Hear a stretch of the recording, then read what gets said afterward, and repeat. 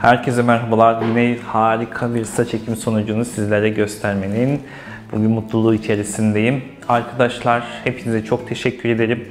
Kanalıma destek olduğunuz için ve destek olmaya devam ettiğiniz için. Daha güzel yeni videolarını çekip sizlere paylaşmak, gösterebilmek için desteklerinizin devamını istiyorum. Bu yanında görmüş olduğunuz abone ol ve like, beğeni butonlarıyla bizleri her yaptığınız işlemle desteklemiş oluyorsunuz. Çünkü bunu sosyal medya araçları daha fazla insana doğru bir adres midir değil midir bu videolarımızı gösteriyor ve böylelikle sizler de daha doğru bir adresten saç ekim sonucuna kavuşmuş olacaksınız. Şimdiden canı gönülden hepinize çok teşekkür ediyorum. Eksik olmayın lütfen. Hadi bakalım hastamızın önceki haline bir bahsedelim. Önden görüntümüz bu şekilde, az bir şey. Ön bölümde saçlarımız var, uzun halde. Üstten bakıldığındaki açıklığımız epey bir şekilde kendisini bariz göstermektedir. Tepeden baktığımızda ise tablomuz bu şekilde. 2 seanslık bir vaka dedik. Önden başladık, tepeye kadar sık, tepe seyrek bir şeyler yaptık. Saçlarımızı uzattık. Çok güzel bir şekilde efsane diyebileceğimiz bir görüntüye kavuşturduk. Önceki halimiz bu şekildeydi. Hadi gelin bakalım, sizlerin zevkine bırakıyorum. Biz neler yapmışız izleyelim.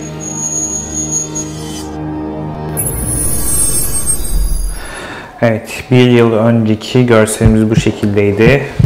Önden bakıldığında üstten ve tepe kısmımız da bu şekildeydi. Ve şimdi karşınızda Mehmet Bey, hoş geldiniz. Hoş bulduk. Nasılsınız? Teşekkürler, sağ olun. Siz nasılsınız? Bizler deyiz. Sizlerin bu değişimini görünce mutlu olmamak elde değil. Harika gözüküyor. Arkadaşlar şimdi yakın çekimlerle her zamanki yaptığımızı ne yapacağız?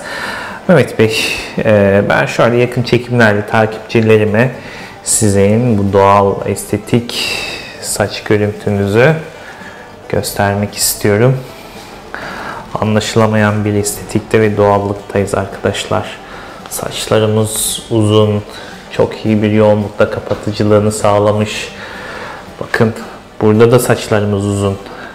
Görüyorsunuz ne kadarlık bir seviyede seyrek kaldığını, yoğunlaştırmayla birlikte aynı uzunlukta bir saç ekim sonrası profesyonel bir tasarım ve doğallık ifadeleri şöyle yan yana getirdiğimizde efsane diyoruz.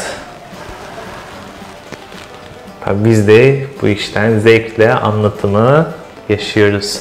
Bir arkamızı dönebilir miyiz? Takipçilerimiz arka tarafları da merak ediyorlar. Görüyorsunuz. Arka bölümlerde de harika bir kapatıcılık görüyor. Burada yani bu bölümler artık çok seyrelmiş durumda. Buralar daha da seyrek.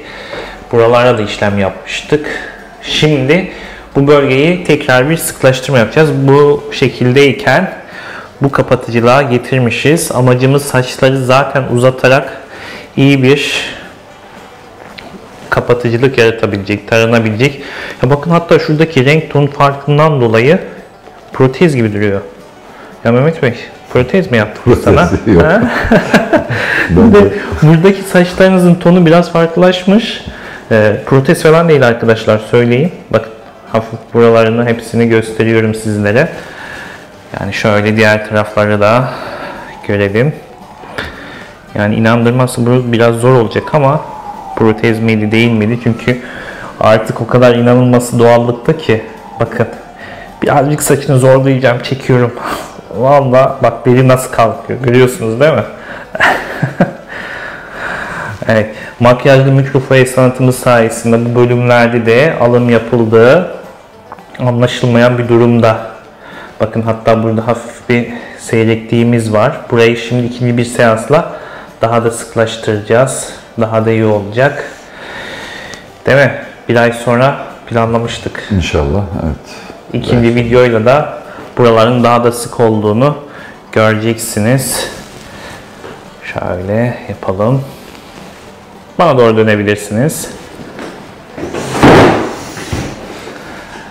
Hadi yaklaş bakalım. Protez miymiş, herhangi topi kullanmış mıyız? Saçlarımızı verelim. Evet. Şöyle ayıralım. Bakın buralarda hala seyrekliklerimiz var. Şimdi ikinci seansla bunları daha da sık hale getireceğiz. Keyfimiz, saçlarımızı taramanın, kendi eserimizin de keyfini böyle yaşatıyoruz. Hem yaşıyoruz hem yaşatıyoruz. Çok iyi ve harika bir estetikte.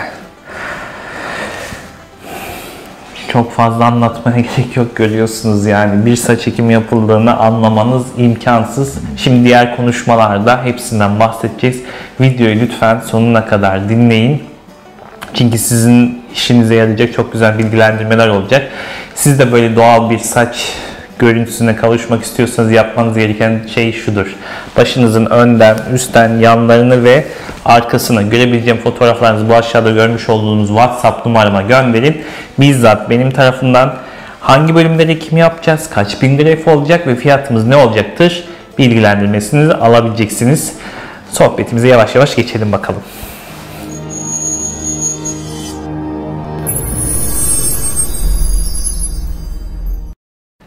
Evet, tekrardan hoş geldiniz. Nasılsınız? Valla gayet iyi hissediyorum kendimi. Teşekkür ederim. Sağ olun.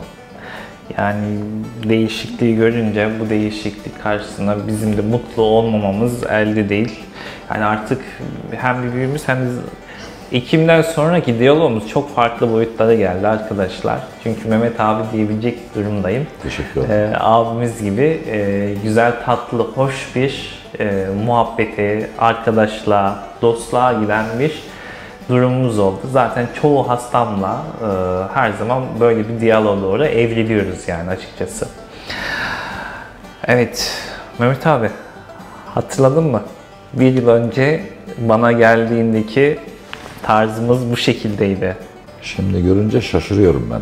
Çok şaşırıyorum. Bu durumda olduğumun farkında değildim ve nereden nereye geldiğimi gördüm. Gerçekten arada çok inanılmaz bir fark var. Evet. Yani gördüğünüz gibi önden bakıldığında artık tarayabilecek bir saçı yani yok, çok az seyrek bir şeyler kalmış. Üstten bakıldığındaki acı gerçeği daha iyi görüyoruz. Tepeden baktığımızdaki tablomuz bu şekilde. Şimdi biz tek seansta bütün bölgeye bir ekim yaptık. Yakın çekimlerde de gördünüz. Şu anki tablomuzda yani bir 10 yaş gençleştik. Sizler de yani daha genç gözükme ve dinamik olma tablonuzu fazla geciktirmemenizi tavsiye ederim. Çünkü bunu saç ekiminde sağlayabiliyoruz. Erkeğin en önemli aksesuarlarından bir tanesidir. Yani yaşlılık ifadesini ortadan kaldırır, daha dinamik, genç bir görüntüye kavuşmanızı sağlayacaktır. Hem ben hem Mehmet abi kavuşmuş olduk. Sizler de neden böyle saçsız gezesiniz, bekleyesiniz? Yapmanız gereken tek şey başınızın önden, üstten, yanlarını ve arkasını görebileceğim fotoğraflarınızı bu aşağıda görmüş olduğunuz WhatsApp numarama göndermeniz yeterli olacaktır. Sonrasında bizzat benim tarafından hangi bölgelere ekim yapacağız, kaç bin graf olacak ya da fiyatımız ne olacak, bunların hepsinin bilgilendirmesini veriyor olacağım. Sadece birazcık sabır etmenizi istiyorum. Çünkü çok yoğun başvurular geliyor. Hepinize ben kendim döndüğüm için de birazcık zaman alabiliyor. Ama mutlaka sizlere dönüyorum. Evet, Mehmet abi şeyden bahsedelim. Yani insanlar, İbrahim Bey sizi nereden bulduk, nasıl yaptık, neden güveneceğiz? Ya da sen saç ekimini ne zamandan beri düşünüyordun, beni nasıl buldun, nasıl karar verdin? Bunlardan böyle bir bahsedelim, senden tekrar bir dinleyelim. Ben yaklaşık 2 yıl önce işte aynaya baktığım zaman böyle saçlarım çok selek olduğunu görüyordum. Yani saç ektirsem mi falan diye düşünüyordum. Ama hadi bu yarın gideyim ektireyim öyle bir olay değilmiş. Bir gün bir arkadaşımın ofisine ziyarete gittim. Ziyarete gittiğimde otururken bana dedi ki ne zaman saç ektiriyoruz dedi. Ben de dedim sana mı dedim. Hayır dedi, sana abi dedi. Ben ektirdim dedi. Sana da ektirelim. Ben onun ekim olduğunu hiç hissetmemiştim. Şaşırdım hatta. Nasıl olur falan dedim. Daha sonra abi dedi ben işte arkadaşım var o yaptı. Arayayım falan. Ara dedim bir randevu al bana. Dedi İbrahim Erayan. Onun vesilesiyle geldim ertesi gün. Burada geldim kaydımı yaptırdım. İlk randevuda saçımı ektirdim. Hani Bu kararı aldığım zaman ekine kadar da yine araştırdım. Hani Bursa'da ektirmeyi istiyordum. İl dışını tercih etmedim. Araştırdım, ekilen arkadaşlarla görüştüm. Hep adresin İbrahim Erahen'e çıktığını gördüm ve ondan öte şu da burada var. Saç ekimin haricinde burada bir samimiyet, hoşgörü, sıcak bir ortam var. Ekim esnasında ve ekim sonrasında da bunu göreceksiniz zaten. Ne demek istediğimi eklediğiniz zaman daha iyi anlayacaksınız. Bundan dolayı sizi tercih ettim. Ve Evet. pişman değilim yani. Çok teşekkür ederim. Bu konu önemli. Mesela dün Almanya'dan bir tane misafirimiz, danışanımız arıyor. Daha önce bir saç ekimi yaptırmış. İbrahim Bey diyor, beni diyor gelene kadar diyor o kadar çok güzel cümleler kurdular, o kadar güzel ağırlanacaklarını, böyle diyaloglarının sürekli devam edeceğini, böyle çok memnun kalacağımı söylediler diyor. Hakikaten çok güzel, inandım diyor.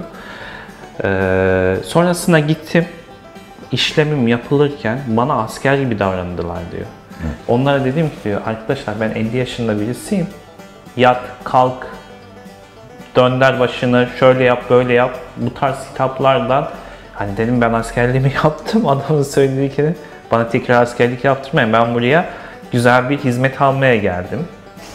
Maalesef bu durumdan dolayı diyor ki bana, ya İbrahim Bey diyor, hakikaten YouTube'da gördüğüm kişiyle sonrasında değişmeyeceksiniz değil mi diyor. Yani bunu çok üzüldüm. Yani adamın o kadar şeyine oturmuş ki içerisine, bu konudan o kadar çok üzülmüş ki ben de üzüldüm. Bu tarz şeyleri duydukça üzülüyorum çünkü ülkemizi temsil ediyoruz. Harika saç ekim hizmeti veren arkadaşlarım var. Hepsini buradan tebrik ediyorum. Sadece tek değilim ama buradan da bir nüans olsun. Misafirlerimizin hepsine daha iyi, güler yüzlü olmak, onların memnuniyetlerini sağlamak bizim de bir iş karşılığı görevimiz aslında. Tabii fabrikasyon gibi böyle günlük 20, 30, 40, 50 kişinin ameliyat yapıldığı bir yerden de böyle bir hizmeti almak, kontrol edilmesi mümkün değil. Günlük 3 ya da 4 hasta alıyorum. Daha butik ve özel işlemlerle sanatsal bir çalışma ve hizmet alıyorsunuz benden. Mehmet abinin de bahsetmiş olduğu durum bu. Hem biz işimizi yapmaktan zevk alıyoruz hem de siz daha doğru, güvenilir bir yerde hizmet aldığınızı daha iyi anlıyorsunuz. Sonrasında bu tarz diyaloglara gerek kalmıyor. Yani ondan bahsettiğin için de teşekkür ederim. Yani önemli bir nokta. En önemli şey bu. Benden sonraki arkadaşlarım da aynı şeyi tekrar beni arayarak bana teşekkür ettiler. Hani iyi ki İbrahim Bey'le bizi tanıştırdı, buna vesile olduğun için. Bunun geri dönüşümü çok oldu yani bunu gizleyelim. Evet. Ya bunlarla ya insan kazanmak farklı bir şey. Arkadaşlar zaten tanıyanlar beni anladılar, bildiler. Biliyorsunuz çünkü önceliğimin para olmadığını her zaman vurguluyorum. İnsan kazanmak, yani bir insanoğlu olarak insanlara bir değer katmak, dünyaya gelmemizin bir sebebinin varlığının yani hissetmesini sağlıyor. Paradan daha önemli. O parasal noktalar artık geçtik, onlara doyduk bir. Çünkü başarın varsa, işin sanatın varsa o bir şekilde geliyor. Önemli olan şu lezzetli, harika görüntü, gençleştirmiş olmanın haklı gururunu ve onurunu yaşamak. Bundan haz aldığımı zaten çoğu hastam bilir. Bizim işimizi almış kişiler ne demek istediğimi çok daha iyi anlıyor. Bir gün sizlerin de tanışma fırsatı bulursak bunu anlayacağınızı düşünüyorum. Bir fiilde zaten sizin anlatmanız olmanız da gayet güzel oldu bu konuda. Çok önemli bir şey daha aklıma geldi. Onu da müsaadenizle paylaşmak istiyorum. Ekim'den bir gün önce il dışındaydım. Bir saç ektiren bir arkadaşla tesadüfen tanımıyorum. Sokakta karşılaştım. Alından sonra bu işte alınan bölgede böyle harita gibi farklı bir deri yapısı, renk tonu oluşuyor dedim. Benim saçımdan böyle olacak.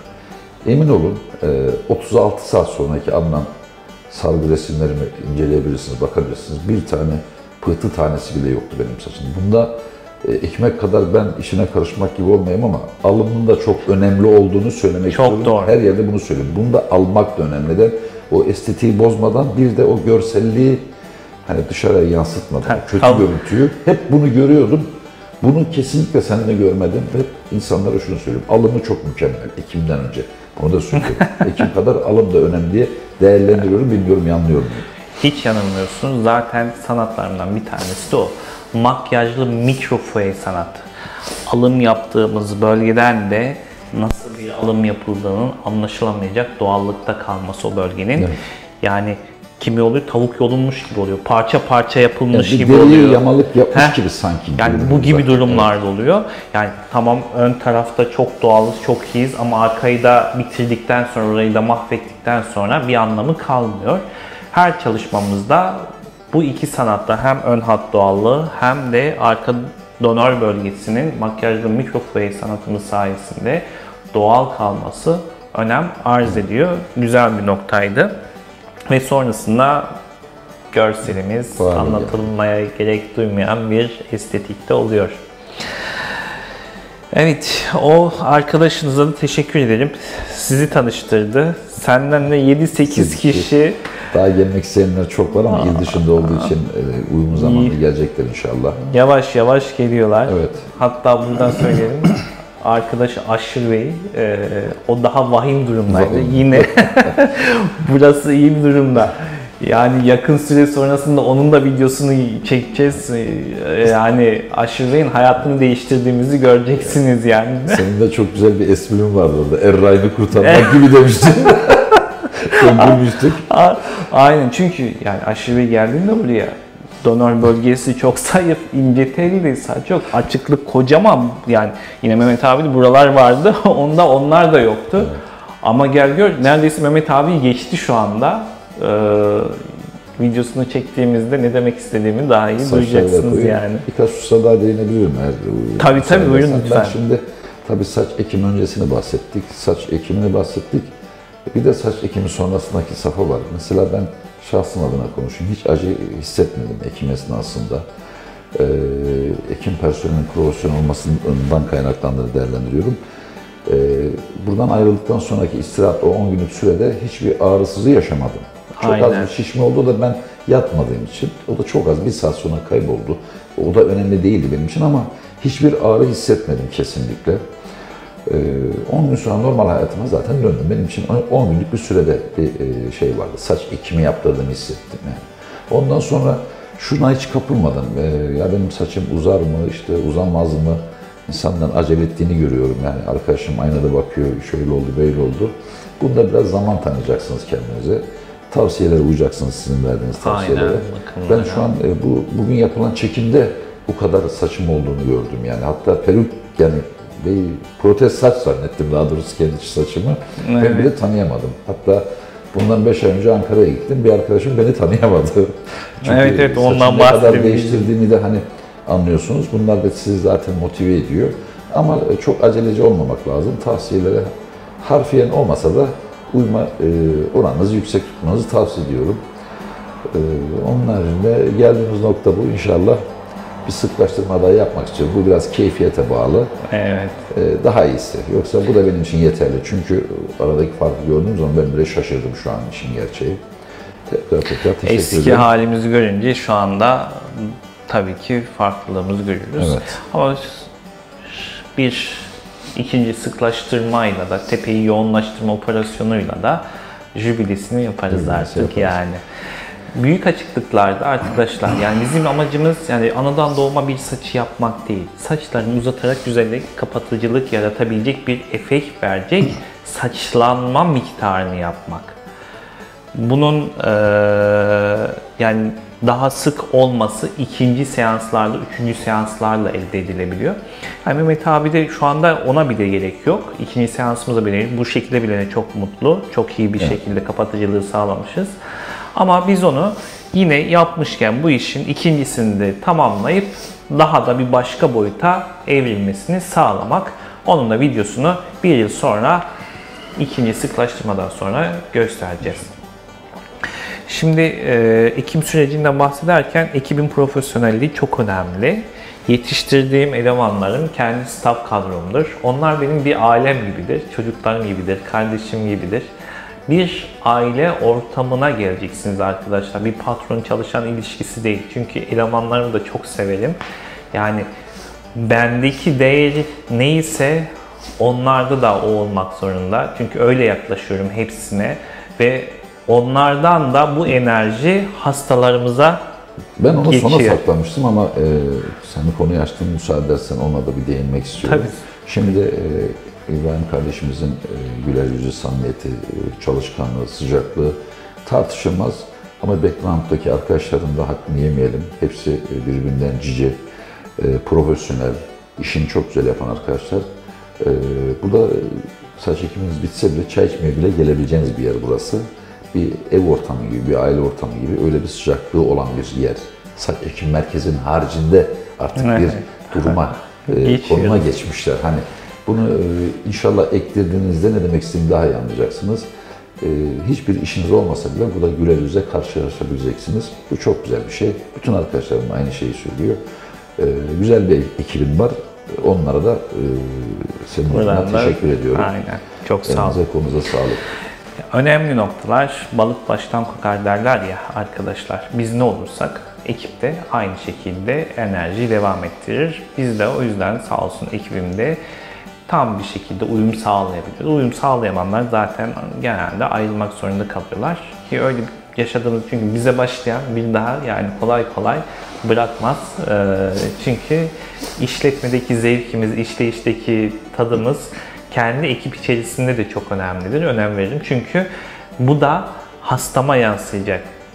Çünkü kişiyi benim hastam gibi görmüyor. Kendi hastası gibi görüyor.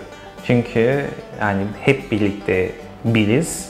Aynı gemiyi yürütüyoruz. O yüzden ya bu iş lanet olsun ya paramı da alacağım da bilmem. Bu şekilde bir lezzette zaten çalışmasını istemiyorum. O yüzden çok önem verdiğim için ekip de çok önemli. Onları da yetiştirirken bu hassasiyette yetiştiriyorum.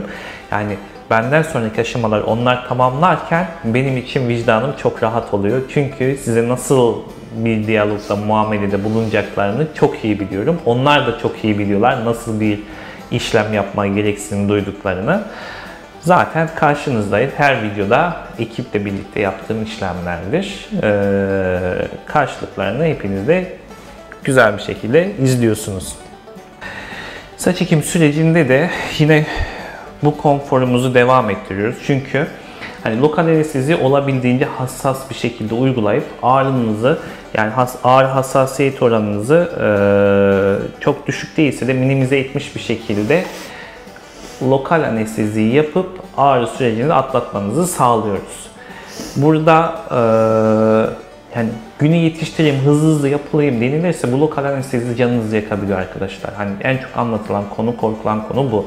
Ama merak etmeyin, ben de yaptırmış birisiyim saç ekimini. Lokal anestezi ne kadar yavaş, hassas, ara vererek, dinlendirilerek yapılırsa o zaman daha da süreciniz konforlu geçiyor değil mi? Sadece bir lokal anestezi hafif bir böyle bir dayanılmayacak bir şiddette Yok, değil. Ben hiç acı hissetmedim ya, ben vücudum dayanıklı olduğu için Siz bilmiyorum. tabii Ben biraz ekstrem bir durum benim. Sporlarla ilgilendiği için ben o konuda çok konforluydum.